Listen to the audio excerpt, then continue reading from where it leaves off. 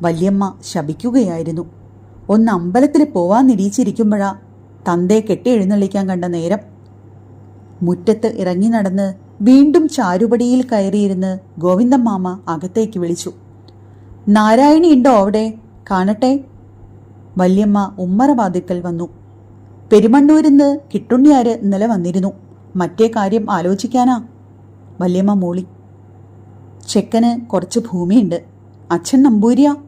19 തെങ്ങുള്ള പറമ്പ് സ്വന്താ. അല്പം ആലോചിച്ച് ഗോവിന്ദമാമ ചോദിച്ചു, പെണ്ണിനിത് എത്രയാ വയസ്സ്? മാളുകുട്ടിക്ക് 19 തികഞ്ഞു.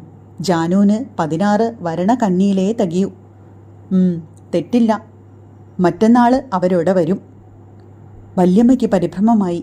ഓപ്പണ്ടാവില്ലേ? ഒന്നുകൂടി ഉച്ചത്തിൽ വല്യമ്മ ചോദിച്ചു. ഓപ്പണ്ടാവില്ലേന്ന്? തിരക്കുണ്ടെനിക്ക്. പക്ഷേ കാര്യത്തിന് വരാതെ വയ്ക്കുവോ? ഞാൻ വരാം. വല്യമ്മ തൊണ്ടയിടറിക്കൊണ്ട് പറഞ്ഞു. ഓപ്പന്നെ ഉത്സാഹിച്ചാലേ നടക്കൂ. ഒക്കെ യോഗം പോലെ വരും. തോണിക്കിടന്ന് പാഞ്ഞിട്ട് കാര്യമില്ല. അന്ന് ഗോവിന്ദമാമ മടങ്ങിപ്പോകുമ്പോൾ വല്യമ്മ അമ്മയുടെ കയ്യിൽ നിന്ന് 1 റുപ്പിക വാങ്ങിക്കൊടുത്തു. അമ്മയോട് പറയുകയും ചെയ്തു, തന്ത സ്നേഹമുള്ളോനാ. ആരൊക്കെയോ വരാൻ പോകുന്നു. നല്ല നേരം നോക്കി അമ്മയോട് ചോദിച്ചപ്പോൾ പറഞ്ഞു, എടാ, നിന്റെ കുട്ടിയടത്തേക്ക് സംബന്ധം ആലോചിക്കാൻ ആള് വരിക. ഞാൻ കുട്ടിയടത്തിയെ കണ്ടുപിടിച്ചു പറഞ്ഞു.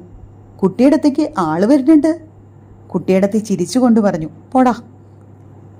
അല്ല കുട്ടിയടത്തി, സത്യ, അമ്മ പറഞ്ഞു. കുട്ടിയടത്തിയുടെ ആൾ വരുന്ന ദിവസം എനിക്ക് സന്തോഷമായിരുന്നു. രാവിലെ തന്നെ വല്യമ്മ കുട്ടിയടത്തിയെ ഉപദേശിച്ചു. എടി, അടക്കോ ഒതുക്കോ ആയി നിന്നോ.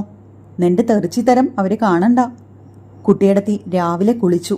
കരയുള്ള അലക്കിയ മുണ്ടാണ് ചുറ്റിയത്. ചുകപ്പും നീലയും പുള്ളികളുള്ള ബ്ലൗസ് ഇട്ടു. ചുകന്ന സിന്ദൂരം കൊണ്ട് വലിയൊരു പൊട്ടും തൊട്ടു. ഞാൻ കുട്ടിയടത്തിയെ കളിയാക്കി. കുട്ടിയടത്തിയുടെ പവർ.